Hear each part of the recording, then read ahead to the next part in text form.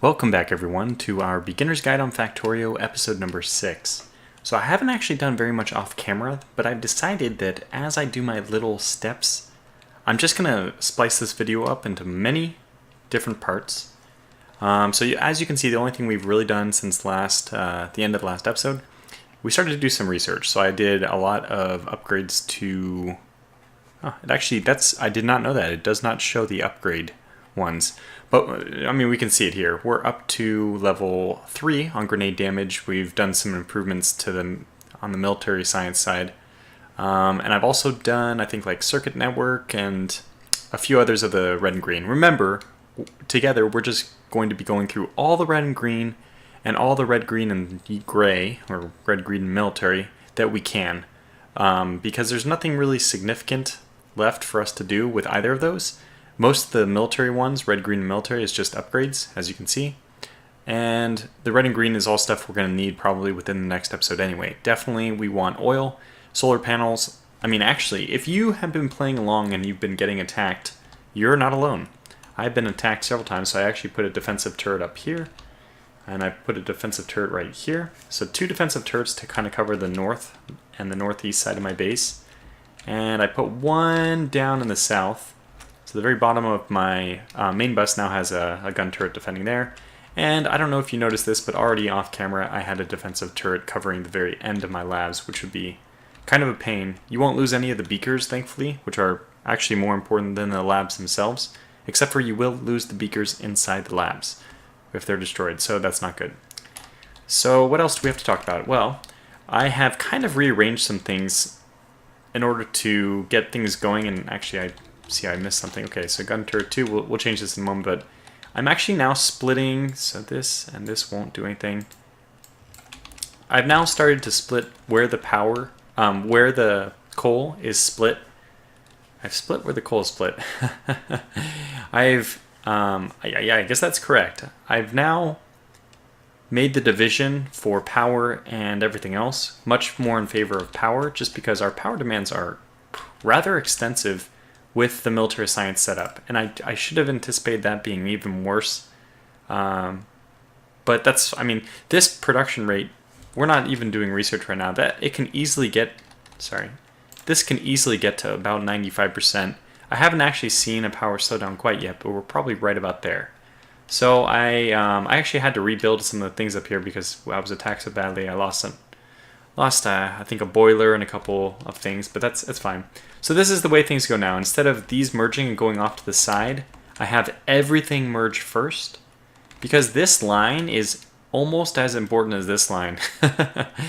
It's not really true. This line is much more important because it does all the main smelting.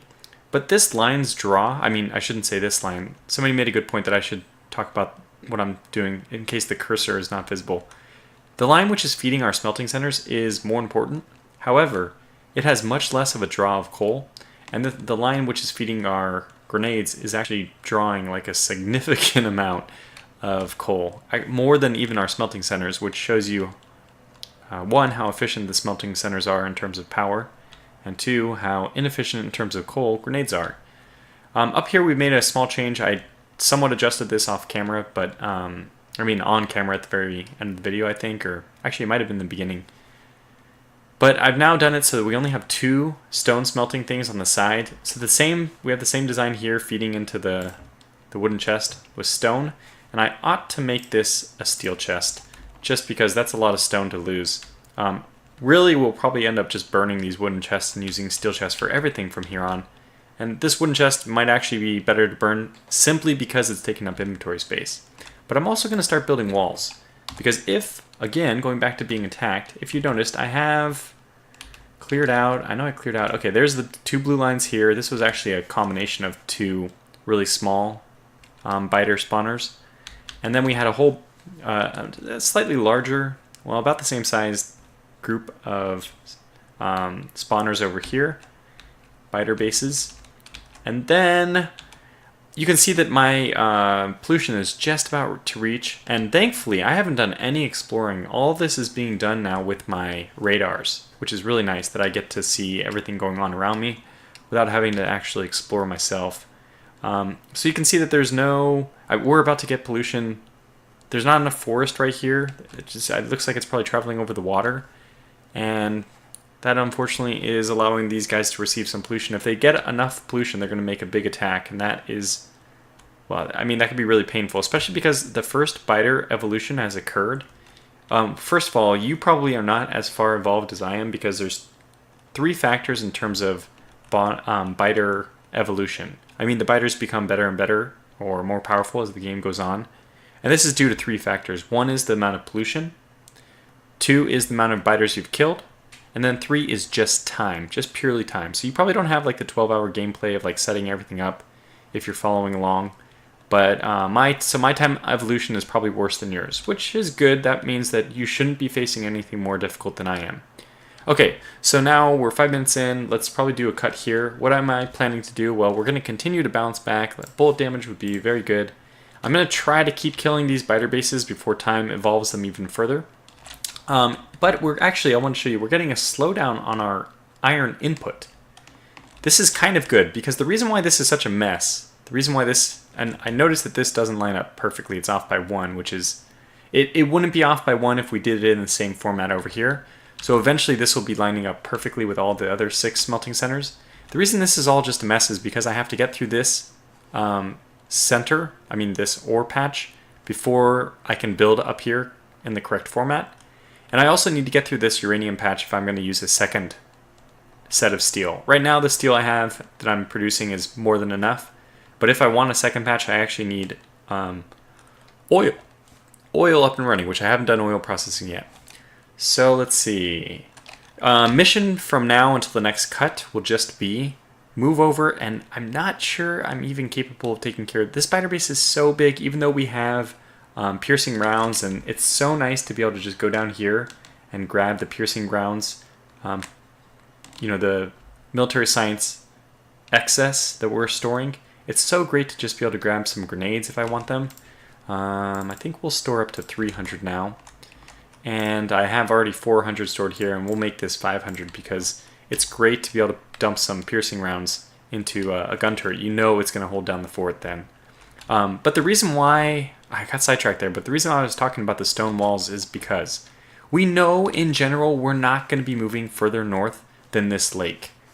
Like, the things we want, which are north of this lake, are really nothing for the time being. We could use this coal patch eventually. That's amazing. It's a fantastic coal patch. I didn't even consider that. I know that we'd be using this one, but I thought we'd use this one after we lost the original. This makes more sense now because the pollution will not waft into enemy bases. It will be wafting over the ocean first. Although we don't know how many biters are over here, but what I plan to do is just make a wall right here. Just a wall all the way. It'll be the Great Wall, the Great Northern Wall. Because we don't have any reason to expand this way anyway. And I'll just put a gate in, so by the time I come back, you can expect a wall to be right here, left to right, to protect us. And eventually we'll probably wall in something like this as well. It's not necessary, but I find it a fun part of the game to just build up a little bit of a wall defense. And besides the iron ore over here, which almost surely we'll be training in, we won't be just using transport belt for that.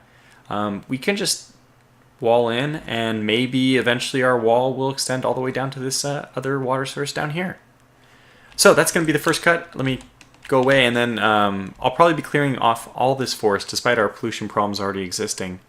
I'm going to clear a lot of this forest because this is where our personal supply center is going to go, which means we're going to build transport belt, we're going to be building splitters and underground belt, all these things, power lines. We want all of these accessible for us, so we'll go ahead and build these right over here. So I'll do that on camera, but for now I'll clear the forest off camera. So I'll be back in a sec. Okay, well, I said I was going to start doing some construction stuff, but there's kind of like an elephant in the room here, and it is the fact that my base keeps getting attacked. So we went out and we went hardcore, and actually when I was creeping through this base and just murdering thousands of these biters, I decided maybe that's something interesting to see, is like my tactic of clearing these guys out. It's pretty straightforward. You have grenades, you have your gun on basically auto blast the entire time, holding spacebar down. As you get closer, you just lob a few grenades. The red ones are the melee ones you have to be really careful about. I am up to like melee or grenade damage 4 or so. So my grenades basically take these guys out immediately. But it's still a very slow grind. Very, very, very slow. And I have, as you can see in number 2, is fish. I have some fish which I was able to scoop up from the ocean. You can actually fish by just right-clicking on them. It's not anything difficult to do. So every one of these spawners we are killing, remember, is one less biter that's going to spawn in each wave. So we're really making pretty good progress just by going down. And it's just this back and forth. When the wave spawns, you start moving backwards, and unless you just want to launch a few grenades, you might get lucky or just destroying trees now, which is not going to help the pollution issue. But that's kind of a foregone conclusion that, oh, got a bunch of them. And if you really run into a pickle there, like that, I probably could have just shot that, but I wanted to, oh god, let's see, like this. If you want to kill them off, you can actually run just about as fast as them, moving backwards if you're not shooting your gun, and you can launch a few grenades. Oh god, we're almost about to die. So let's back up to my turret is way the hell over there. Again, these grenades are just really powerful. So I can just take my fish and click them on me. And before we know it, we're practically healthy. This turret's really too far away to do anything. Let's move it a little bit closer. So yeah, I've killed so many biters. This is total genocide, and this is what the game makes you do. This is like intended game dynamics that you know, I mean, these guys are out to kill you, so, and it's a video game anyway. I'm not gonna make some grand, you know, statement about saving digital life. Yeah, but I mean, it's trying to put you in that position where you do feel a little bit bad about just ruining. Oh, that's a medium worm, it looks like. Lots of these stupid biters are, as the evolution, as we kill more of the spawners. Now, I incorrectly stated last time that as you kill more biters, the evolution scale goes up. Pollution and time are true, but the actual situation... Oh, please don't die. The actual situation with killing biters is only when you kill the spawners does the evolution rating go up. So that's a difference. I did not make that clear, and I should have. Let's kill these once and for all, hopefully. Okay, let me just get in there quickly. Yes. Not enough. Okay, there. That was hopefully enough. Nope, still not enough. Got so many of them. This whole segment's going to take longer than I expected. Alright, finally got those 2 down. So that's 2 less to spawn. Still have this big worm, which is actually the one thing doing the most damage to us. I don't have a backup turret up, which is not a good idea. Let's just put one down. Not going to be of any use until we can put some ammo in it, but we'll just put a little bit of ammo in it. Doesn't need to do much, just protect us temporarily. Let's go back in, get our grenades out. You can see this is really easy to do because we have so many grenades. Oh my god. Really not, it's not easy. I guess that actually is true. It's not difficult at all. It's just time consuming. So we just slowly plow in. I'm going to try to throw as many grenades onto that. Did I get it? I don't think I did. Damn thing's still hitting me. Yeah, spitters. So we got spitters. We got... I didn't quite get it. Oh, this could be it.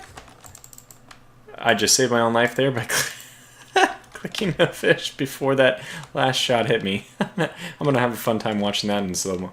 So if you haven't noticed already, if it hasn't become painfully clear, this is a very dangerous operation, especially with the evolution I have. I really shouldn't be fighting these things with this kind of armor. I'm just kind of winging it, and we can see it's fairly easy to even call it winging it. I got to get in there and kill that thing, though, that worm. Worms are definitely the most dangerous parts of these bases. So we just need to get... Oh my gosh, I'm out of... No! I think I actually have enough to make some grenades, which I'm going to step down here and do real fast. Because I need a few more grenades in order to destroy this worm.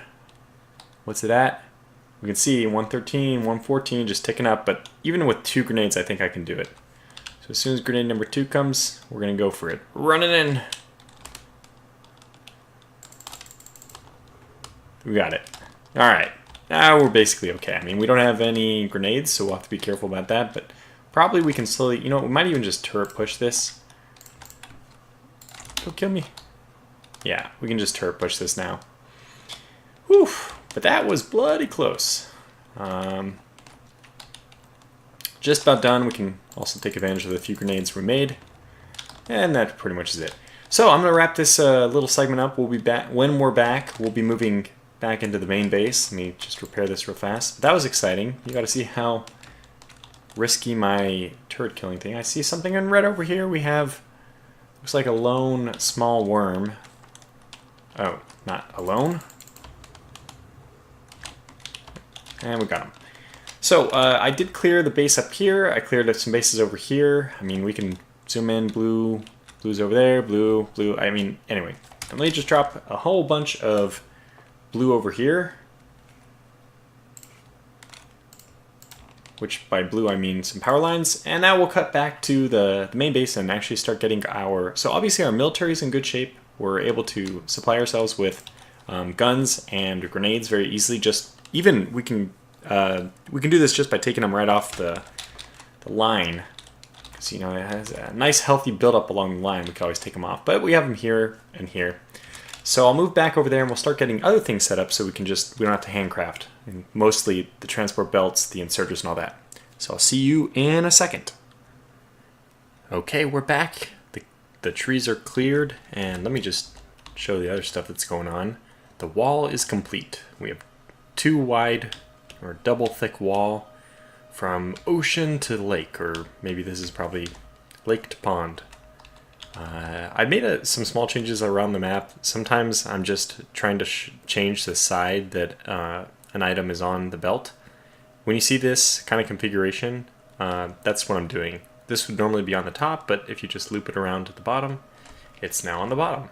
So I've done that. The big change I've made off camera is to replace all my small electric poles with big electric poles. I don't think it's quite everywhere. It's certainly not going to be in the middle. Those will stay indefinitely. But like this is all intentional. But having the big electric poles going all the way down the bus, this is quite intentional. And that's let's put on Alt extended information. So that's all on purpose. So now instead of supplying areas by small electric pole running all over the place, we've tidied it up a little bit.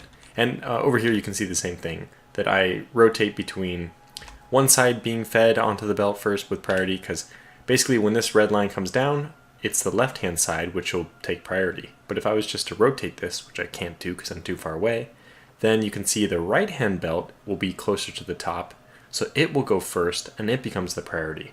So I just like to switch it up. There's absolutely no reason for that. It's probably just a waste of time, but if you see that, that's why.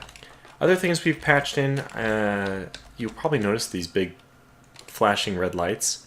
This might have been a mistake to do. I just wanted to clear a little inventory space, so I put down the steel furnaces, and I tried to fill in all of these with the electric poles we're going to need. Again, I was just running into inventory issues. When you can even see on the right panel of this chest, I put a bunch of wood, some stone furnaces, 11 burner mining drills, and even 10 wooden chests. Now those wooden chests, I'll probably just take them and dump them in the nearest steel furnace to work as fuel supply. That is the nice way you can dispose of the wooden items. Again, these burner mining drills, the stone furnaces, those don't work that way. The only thing we can use for the stone furnaces for are boilers, and you just don't need that many boilers. And then the burner mining drills are pretty much useless. Last thing, I'm going to shift down the steel production center by 2 steel furnaces of length with 1 space in between. So basically you can take these 4, cut them, and paste them down here at the bottom of the line. I'm going to do that for both of these smelting centers so that we have this nice little middle path running in between from the bottom of all the smelting centers. Just having a little area we can move left to right or right to left, especially necessary for perhaps vehicles or maybe even a train. So I'll be doing that off camera though. And I think that leads us to everything that's been done. So let's get into what we want to do right now in this last little segment of the video, which hopefully won't take too long, but it very, very well may. We want right now to do our personal crafting area. So the first thing we're going to want to do is just grab some electric poles and some pipes. I want these 4 items done, and it'll be really easy to get those done first. So leave a little bit of space. Just again, I like to leave spaces around for various reasons. Let's give a little bit of room, and we're going to want to, now all these senders are going to want a large electric pole or a big electric pole to give them power. So we'll start off our first one here. Something like this. That might not even be enough room. I'm trying to think. It's a little bit weird way. We're going to actually shift this one over to the right, and there's a reason for that, but you'll see in a moment. But otherwise, we'll leave it like this. So this will be our medium poles. These will be our large. This will be our pipe, and this will be our underground pipe. Okay, I did this for a reason because when we want... actually, does this work? Yeah, it actually could. Yeah, we'll do it this way even because it'll look a little bit... It looks weird, but it'll look a little bit better when we want the chests to be there. Actually, nah, I'm fine with it. Okay, so just disregard. Trying to figure out what way would look better. It's not anything that'll affect... Well, it won't affect anything other than the looks. I'm going to do it this way too. Another just looks thing. So basically what's going to happen is these are going to be fed. Whoops. These are going to be fed from this side. We are going to need for both of these exactly steel and copper. It takes 2 of each for the mediums and 5 of each for the larges. Let's get our line. And we're going to come out from underground here, so that means they'll merge here. So let's get the underground line moving. And I'm going to do this weird. I'm going to have it click here so that I know exactly when the limit stops. This belt's running the wrong way, but then you Q to dismiss that.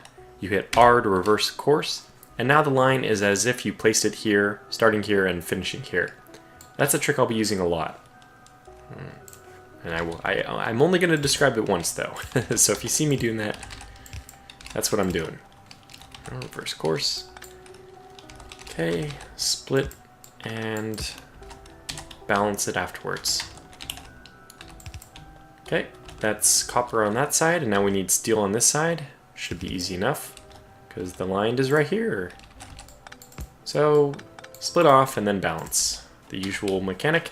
And now you can see we're all done. The only thing we need to do to get power from like anywhere now is just put a big electric pole, and we're always going to be close enough to steal power from something. Just by putting a pole down, it'll be close enough to another big electric pole. Okay, that problem is solved, but now we need iron. This is a lot. That's a lot of iron to filter over here for just 2. Well, wait a moment. It won't be alone. There's going to be other assembly machines that are going to be taking from iron from this line.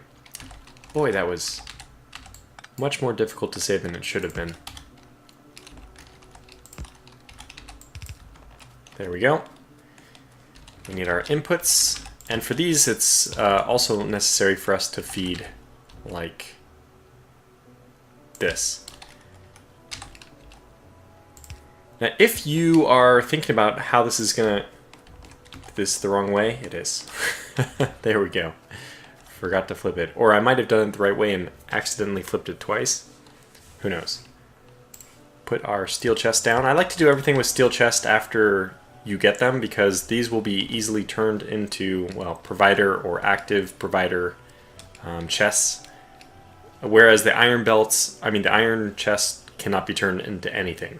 They're just trashed the same way. I mean, at least the wooden chests can be burned for fuel, but the same way our burner mining drills are just nothing, so are our iron chests. Okay, so this is all happening now, and you can see that obviously we're going to supply, oh god, much less. Shift right, shift left, shift left, shift left. So now these all have only one. I'm going to open this up 2 tiles for the pipe itself, because that you can end up using a lot more of at times. But we definitely only need 50 of these at a go, and you can see I already had a bunch of this, so we'll just take that, put it in our inventory. We have 1 extra. We'll be using that in this episode, so very good. So there we have it. this is what our personal smelting, the personal inventory assembly machine area is going to look like. I don't know how to talk about. This is your personal inventory creation area. I guess that's how I describe it. Now the next things we're going to want to do, we have these 4 now done. So 1, 2, 3, 4. The next we're going to do transport belt. Yellow, red, underground, yellow, underground, red. And I, to speed up time, have a blueprint for this all ready to go. So we're just going to plop this down and I'll try to explain it as we go through it. So transport belt only requires 2 machines and iron. So transport belt itself requires gear wheels and iron. That's it. We'll see here. 1 iron, 1 gear wheel. That's it. So it's pretty simple to make. Just do this, this, this, and we're done. And gear wheels. Now, underground transport belt takes iron and iron gear wheels. No, sorry, iron and transport belt. Damn it, I have the wrong thing. There we go. We'll see in a second. So we have iron, 10 iron, and 5 transport belt. Now we could take from the one that we're already making over here, but transport belt does happen to be one of those things you use a lot of. So I'm going to go ahead and replicate another transport belt production area over here. Shift right, shift left. Just so this underground belt is fed from a different supply than the transport belt which I'm making for myself. Because that is one thing you will, that's the most common thing to grab for your pocket is transport belt. So let's get this all going. And again, look at make sure you note that the production chain in this, although our input is going right to left, our production chain for these goes left to right. That's just to keep the steel chests a little bit closer to the main bus. Because normally what you're doing is you're running up and down the main bus, and then you run over here and you grab some stuff. So it's a small inconvenience to have to run over here to the chest to get it. If I made this right to left, making it left to right and putting the chest here just saves us that little bit of running. So all these things already thought of ahead. I do try to be very efficient, probably too much so at times. Okay, so now what we're going to have is this line is going to split here. Half of the iron is going to head down and feed over here. And there we go. So as long as we get all the... I'm going to put down the infrastructure and then talk about what it's actually doing in a moment. Okay. No power. Let's finish power and then we'll start talking about what's going on here. Okay, everything's done. We're just ready to actually explain what's going on and actually implement some kind of template to these assembling machines. So now we are going to have, as soon as I put down a thing like this, transport belt being made. And you know what? I'm going to allow 500 of yellow. This is going to be red transport belt. And red transport belt takes gears and transport belt, yellow transport belt. So now we have the gears, we have the being fed to our red transport belt. Where are we going to get yellow transport belt? Instead of making this whole chain again, especially because note that the 2 transport belt are made for every 0.5 second tick, whereas 1 red transport is made for every 0.5 tick. So we can actually take half of our production here and feed it into red. And I think in reality it'll even go slower than that because we're going to be limited maybe by gear wheels. Yeah, we're going to be limited by gear wheels, I think. So we'll be building up yellow belt pretty quickly, which is good because right now we need it, and then we'll be building up red after that. What I have done here, which is a small mistake some people might question, is why I don't have room for blue. Well, blue takes lubricant and, you know, you're just getting into a world of hurt. We'll probably just do that. Blue will be its own standalone thing. If we're going to need yellow belt and red belt, we'll do the same setup we've done here, over there, wherever we end up making blue belt. So that's set up. So now we have yellow here, red here. It's perfect. We're going to do the same thing for yellow underground. These are going to be gear wheels because what you'll see is red underground just takes a ton of gear wheels, 40. And then you make 2 red underground at the cost of 2 yellow underground. So we'll do the same thing, and I'll keep the orientation the same. Yellow will be on the left. It'll also feed in here. And that red will eventually feed into the right one. But we don't really have to, I know that it's taking all my yellow underground belt right now, but we don't have to worry about that for long because even though I've gone to some extreme length, I built 2 gear factories for this one red underground.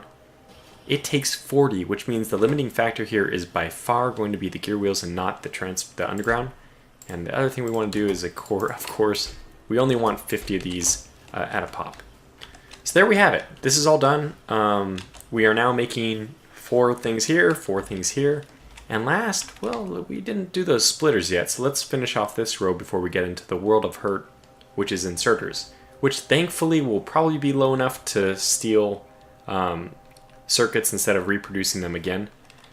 But for now, let's get the splitters done.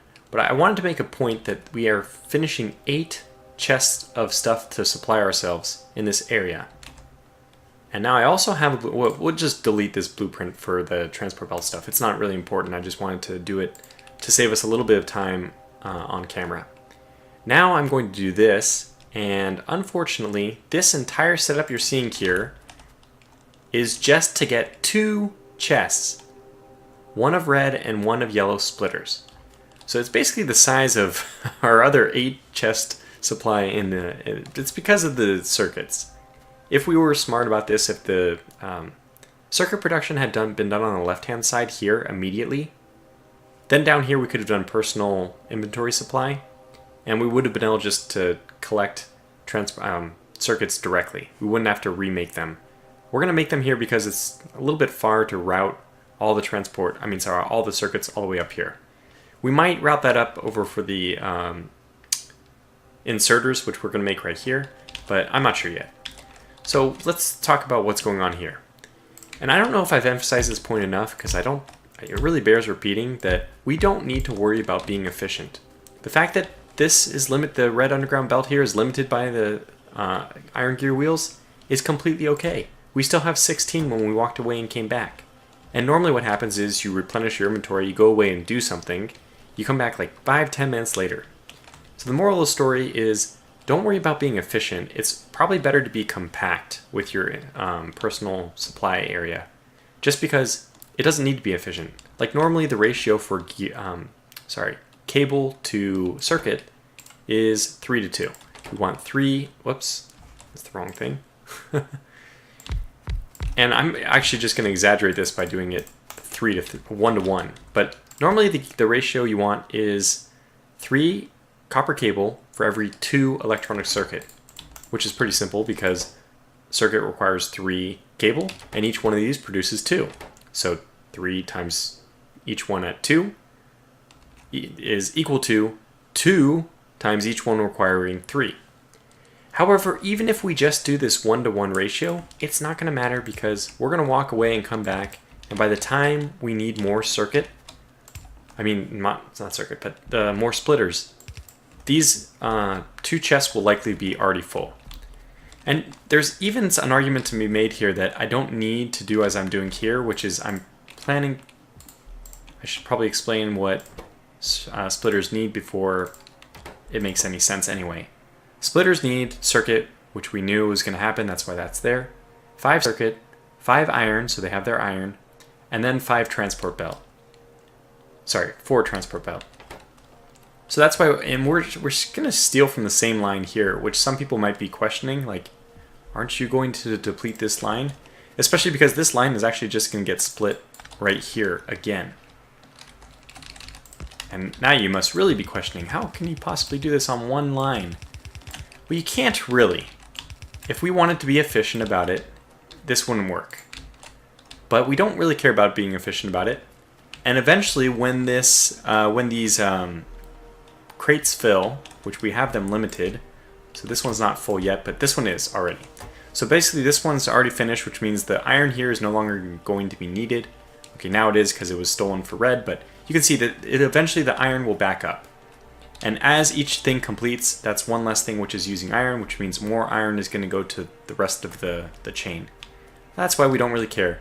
And what normally happens is you come over here and you take everything, and then you leave. And by the time you get back, it's all completely full again. So, alright, no more beating the dead horse, let's just move on to getting it all set up. So I'm going to make copper.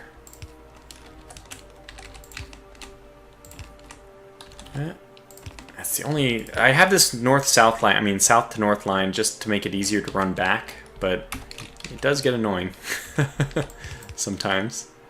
Okay, so we split here, rebalance.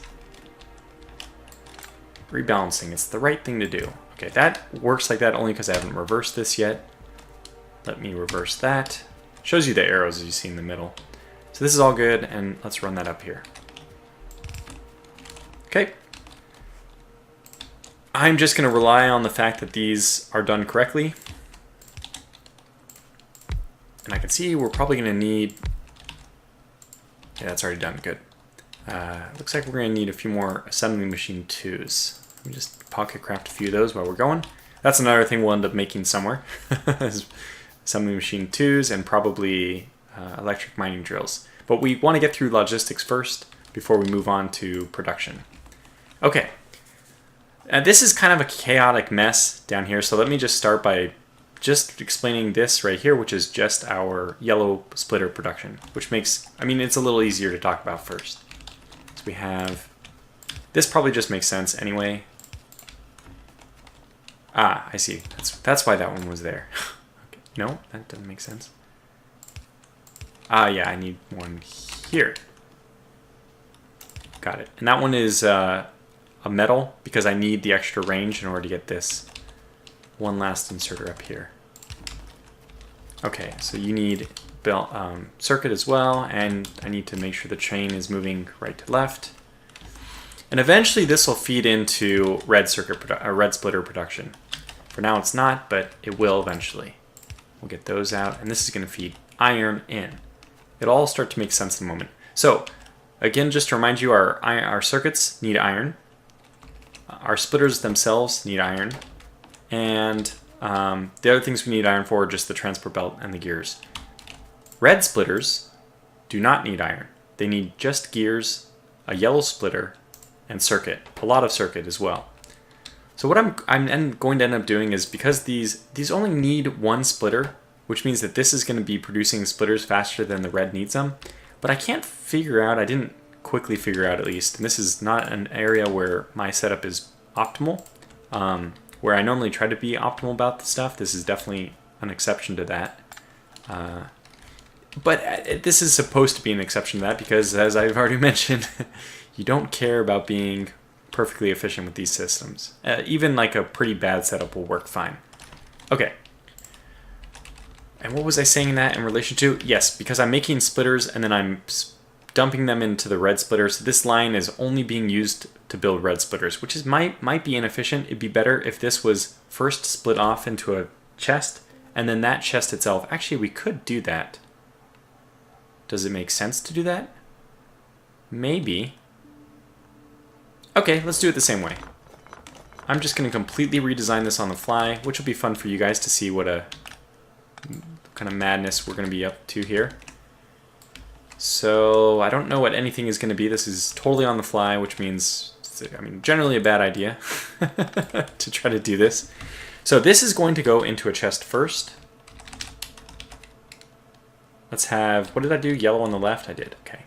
So yellow, let's actually make it here. And it's going to be put into red. Red only needs, sorry, which means we don't need this middle one. This middle circuit one is now useless. You can see what a mess this is making. It's not efficient at all. We should really redesign this. It's okay though. I guess it's good enough. Like this can probably, yeah, be done like that. Yep, there it is. Oh, this one's not powered. Well, that's fine. I can get one over here. And then we'll need one for the gear wheel production. So what I was going to do is have its yellow splitters have its own dedicated line, but I think it's okay. Even though splitters are used a lot more often than underground belt. Let's just hope that it's okay as is. So now we're going to have red splitters here, and they're going to steal from the production of yellow. They're going to steal gears from here. Steal is a strong word. I probably could have just said take. This now line is a total mess. I can tell you that off camera, I will shift this line up so that it is tight with my And yeah, we need it here. Okay, so that's it. We need it for this, we need it for that. And we don't need it to do anything else. Good. Alright, so I'm going to shift this off camera so that it's right here, but I'll do that off camera. So hopefully you didn't... I like to make the whole thing really compact. I think it makes sense now. Originally I was going to make yellow splitters separate so the production would be slightly faster, but I've been talking so much about how it doesn't matter when you do that, that we'll do it this way instead. So now gears is probably going to be the limiting factor again. No, never mind. Circuit will be the limiting factor here. Which means that we will build up a lot of gears. And you know what? Splitters, I mean. But I'm actually going to do... I'm going to do 100 yellow splitters and 50 red. So that we have a buffer anytime we take some. If we take red even, the number of yellow will be enough already as a buffer. So if I take 50 of each, then 50 yellow are ready to immediately feed for my 50 red that I'll need to replace. I don't know if that made sense. But okay, let's just call this video to a close here now because I've done everything I wanted to do. When I come back in, what will we have done? Well, first of all, from a research standpoint, we'll have done these 4 and flamethrower. Because I'm done with everything but these 4. I mean, there's more just pure red and green that I haven't done. But I'll do those when we come back. So we'll start doing flamethrower. Here we go. And I'll do the other 4. And next episode, what we're going to do is inserters. We actually want to get to solar panels, electric mining drills, and assembly machines. But I'm not sure if I'll do those next. We definitely will do inserters because those are nice to have. And then we got to move to oil production. But until the next episode, I'm going to try to wrap this up now. So thanks for watching and take care.